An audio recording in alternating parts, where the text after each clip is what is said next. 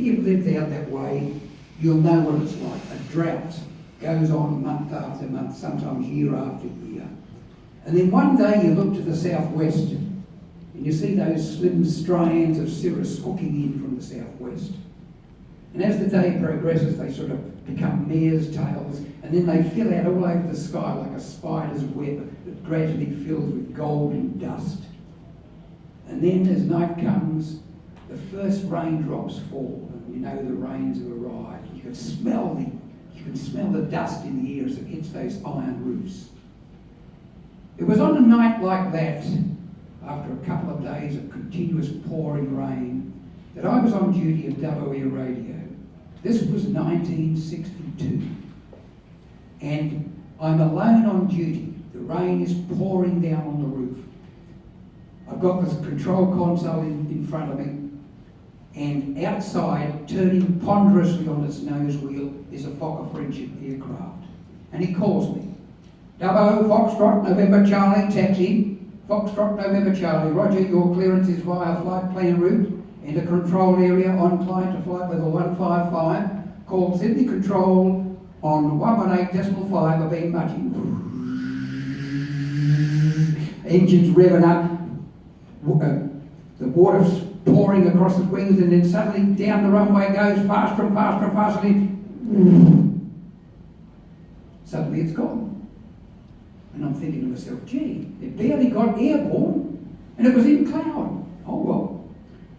I press a button on the control console and send away the message to Sydney saying the Fokker Friendship's on its way.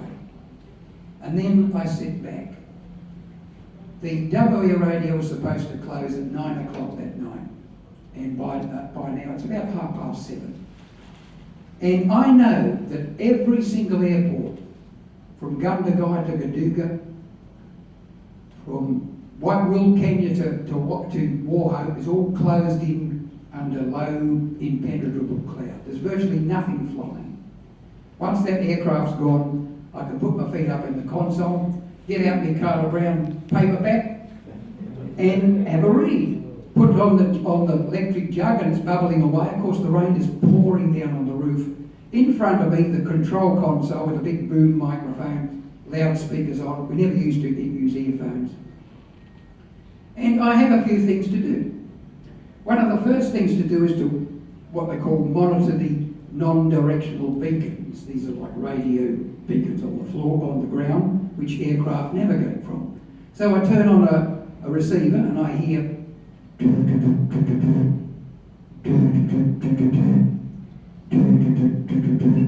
DU.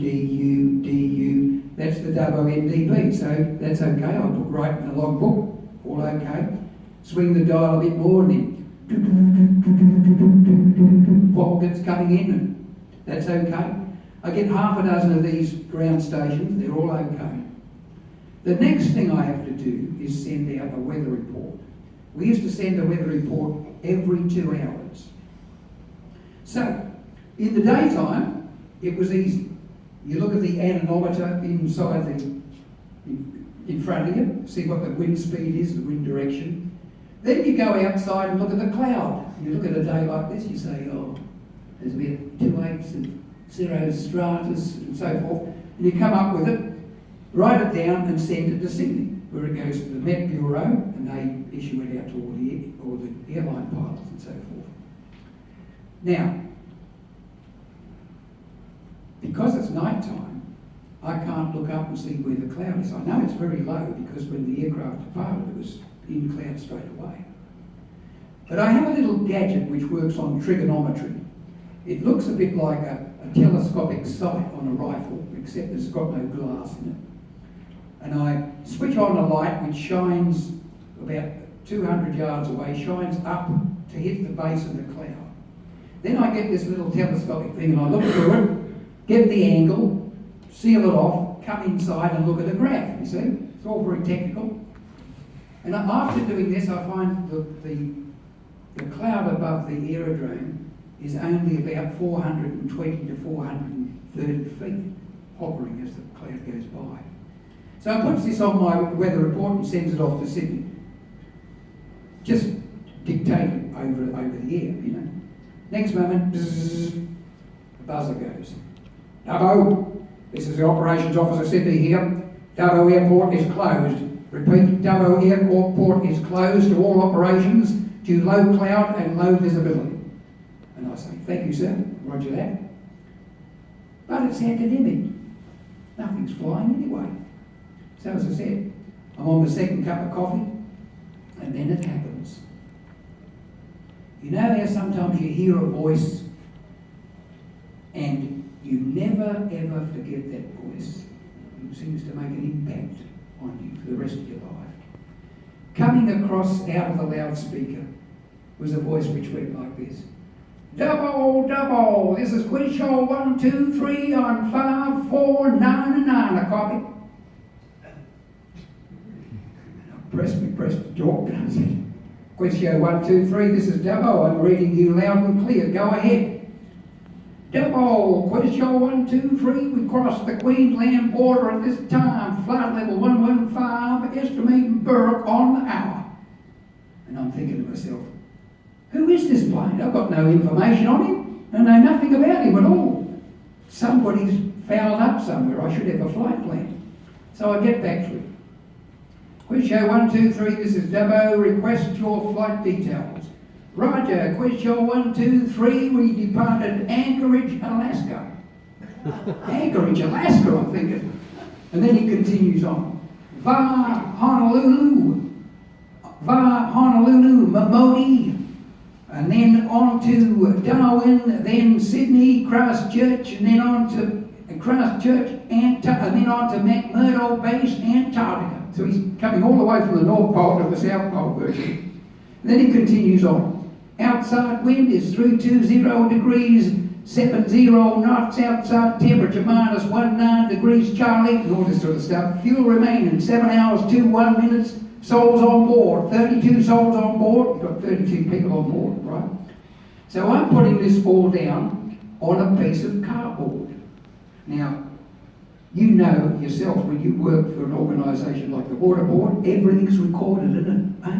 Thorough records. Same in the Department of Civil Aviation. So I pulls out this little strip of cardboard, which has got little squares on it, and instantly I write in the top right-hand corner Q123, and then QLD, PDR, Queensland Border, and then a little figure underneath. All this sort of stuff I'm writing on this cardboard.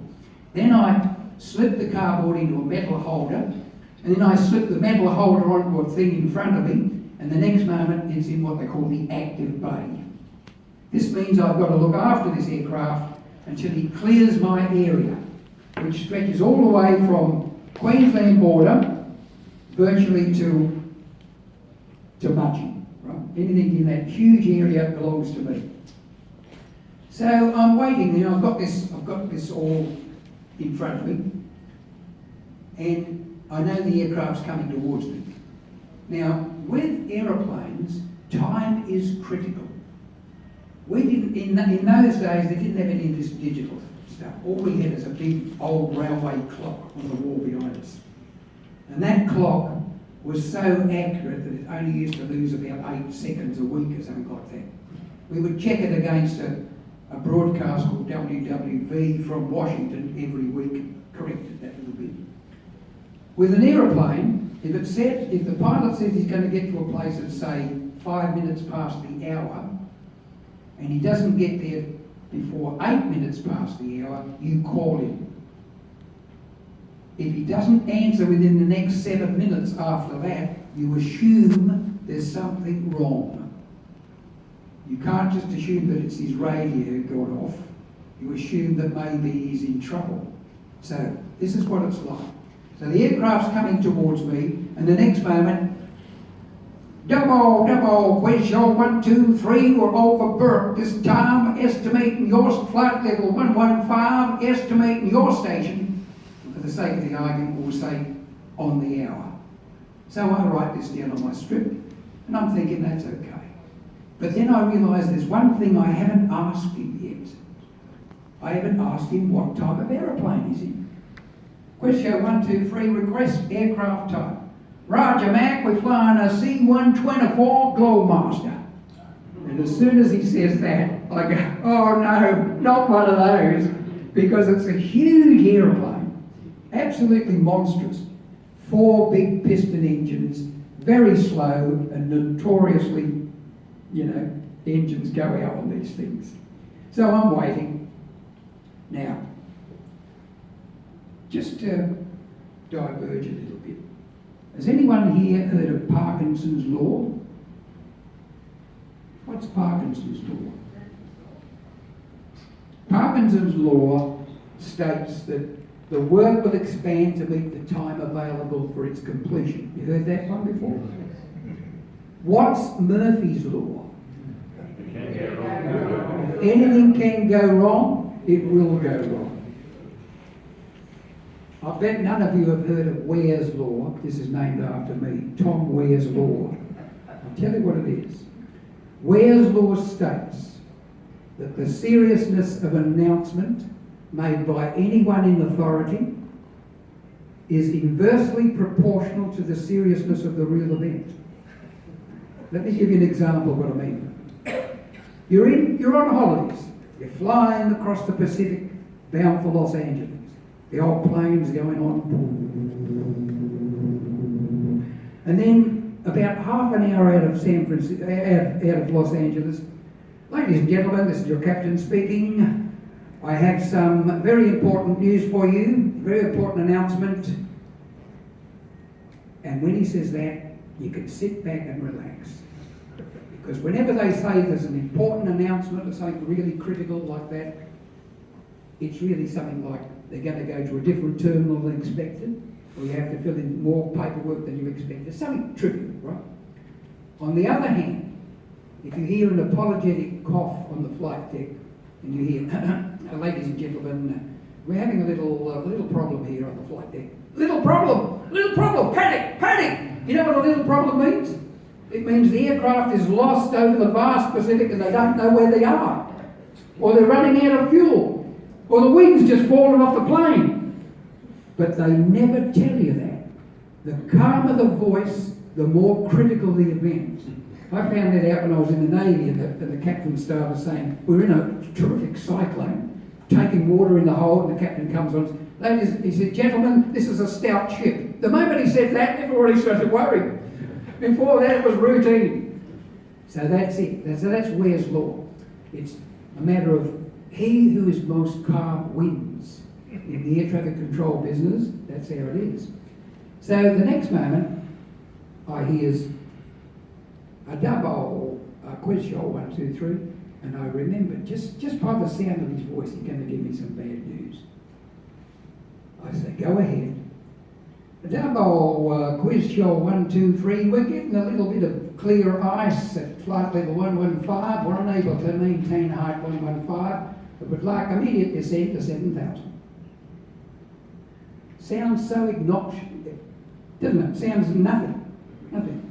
Routine. Have you any idea what unable to maintain height means in an aeroplane? It means he goes like that. It's falling out of the sky like a stone. Because he can't get the clear ice off his wings, and it's affecting the lift. He's just falling out of the sky, and he's hoping that once he gets lower, the ice will melt somewhat, and the de-icers will get rid of it. But it's a case of who is calmest wins. Question Roger 1, 2, 3. There's no known traffic for your descent. Request. Please advise on reaching 7,000. Question 1, 2, 3. So down he's coming, see? And the next moment, you know what I do? I'll tell you what I do. I've got my little bit of cardboard, and I write 115, arrow going down, 70, a stroke, and two figures, 2, 3. Which means at time 23 minutes past the hour, he's changed level from 15,000 to 7,000 feet. You know why I do that? Because when the Queen's Counsellor's waving his bony finger in front of my face saying, where you let it happen, I can show him that, I did everything right.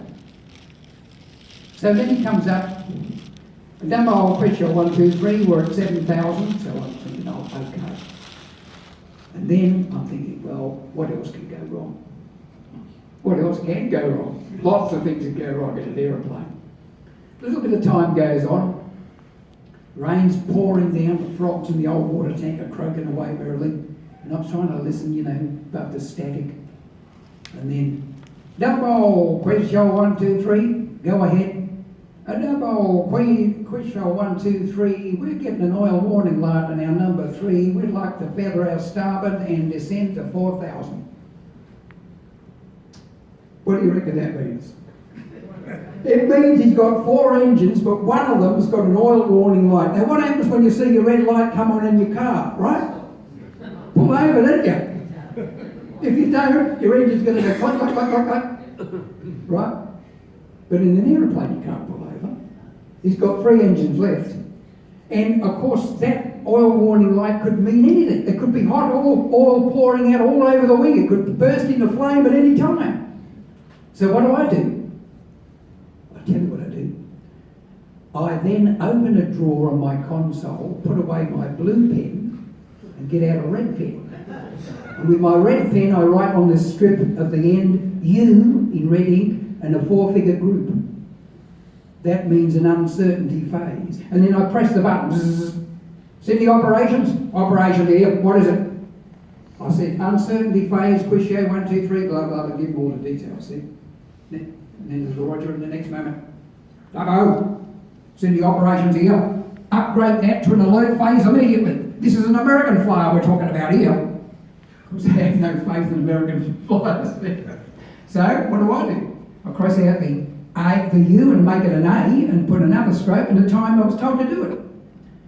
So the aircraft's coming towards me. And I'm thinking, all right, so he's given amended time. It was going to reach me on the hour, but now it's going to be 5 minutes past because he's got only 3 engines pushing into the weather instead of 4. So he's coming towards me and I'm waiting. And then another call. Dubbo, quiz show 1, 2, 3. And I know by the sound that he's going to ask me something significant. Go ahead. Dubbo, quiz show 1, 2, 3. Request the lowest safe altitude across those there Blue Mountains. And you see, he's come down to 4,000 feet. He can't really go up, he's overloaded. And he knows that the Blue Mountains are in front of him. So I know what the lowest safe altitude is, and I know that he's got to be 1,000 feet above the highest point en route, and he won't be. So I tell him, lowest safe altitude, roger that, copper, roger that, he says. And then it's all silent, and I'm waiting. Dubbo, quiz show 1, 2, 3, request the runway length of your 0523 sealed runway. And that's when I have my big moment. I almost stand up at the seat. Quiz show 1, 2, 3, this is Dubbo. Dubbo Airport, notice to airmen, Dubbo is closed. Repeat, closed to all operations due low cloud and low visibility.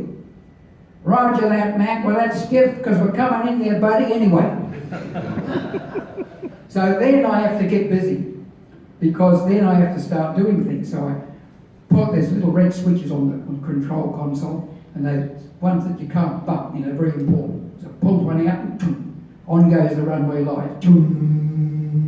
Pull down another switch, push that down, on comes a generator to back up the town supply should the lights fail at the very moment the plane's coming down, you see.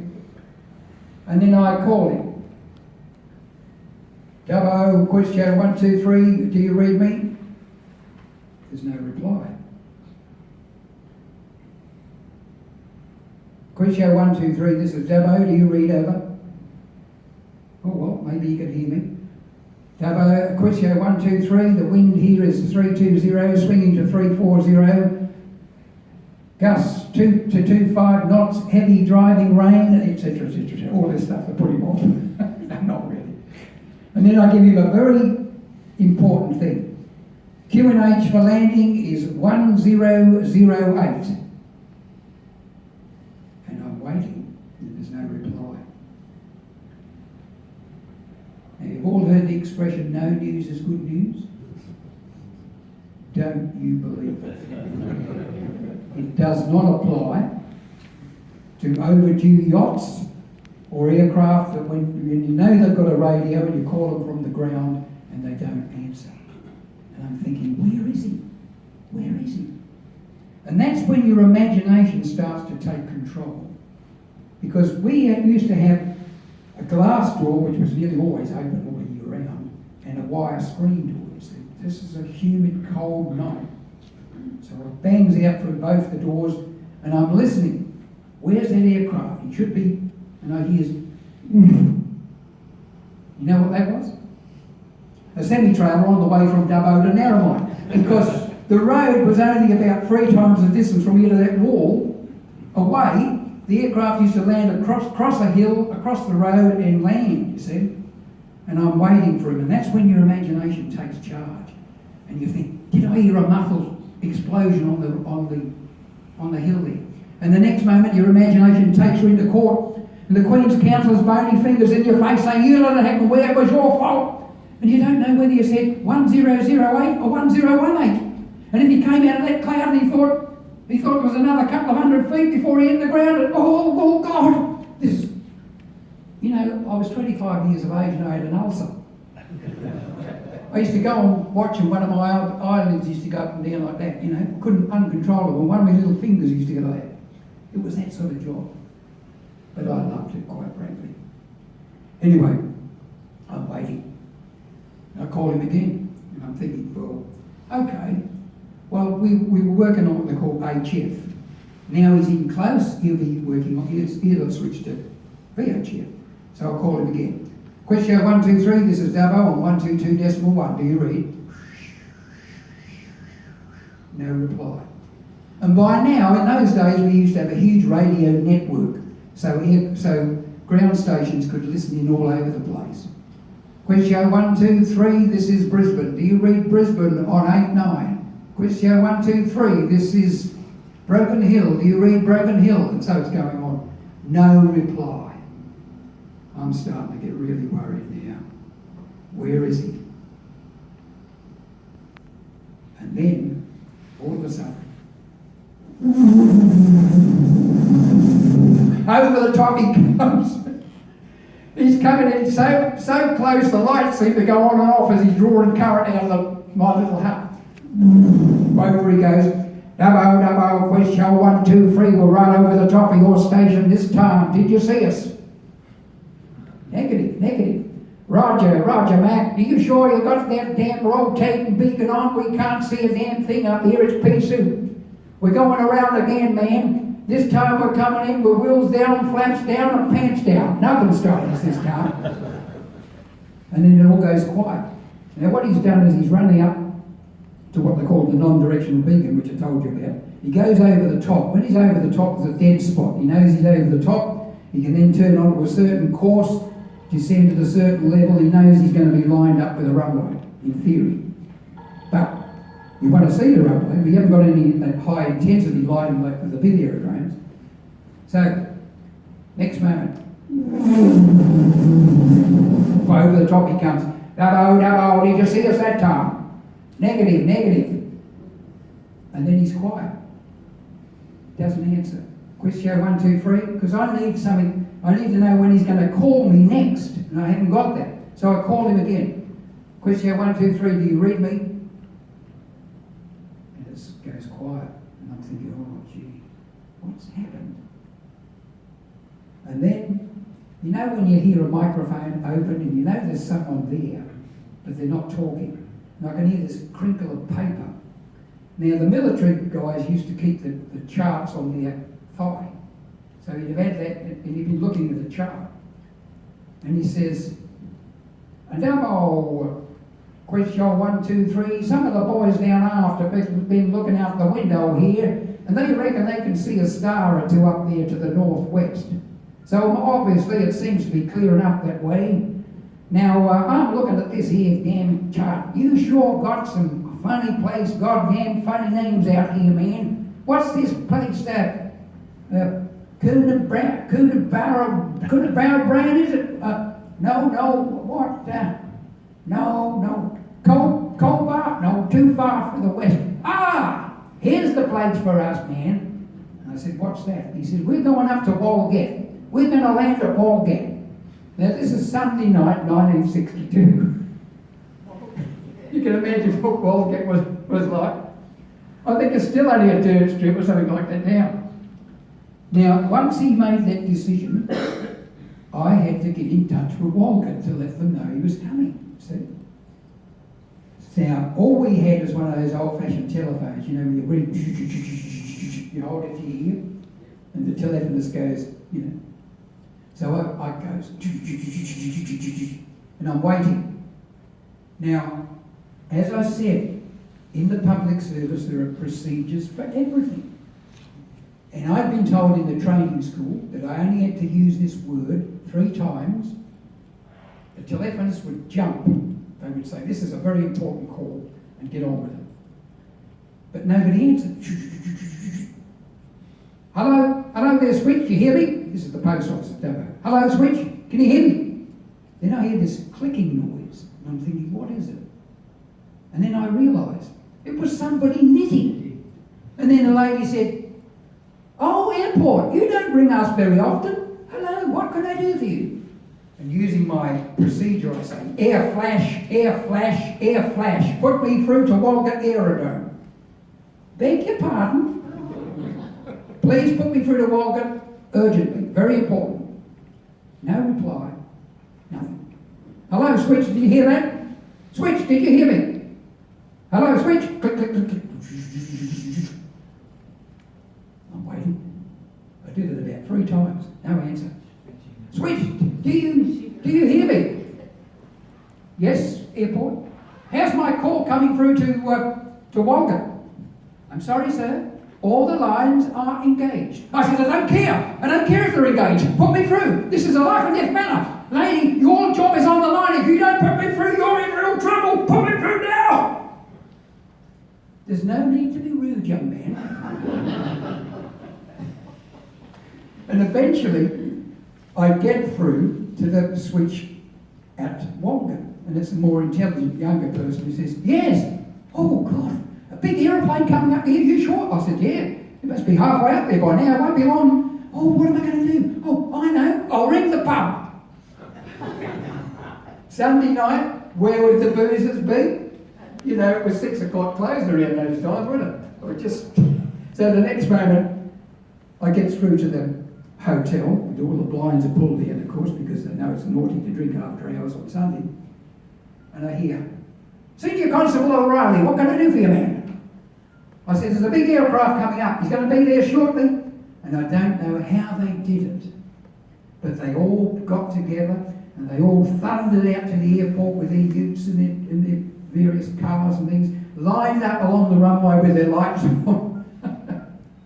And the next moment, Dubbo, question 1, 2, 3, we're in the circuit area at Walgett this time. Thank you for your service, man. And I say, roger that, call me on the ground. Roger, Mac, and one last thing, one last favour you could do us before we say goodnight. And I said, what's that? He said, would you mind booking me and the boys into a good motel? I hope you like that story.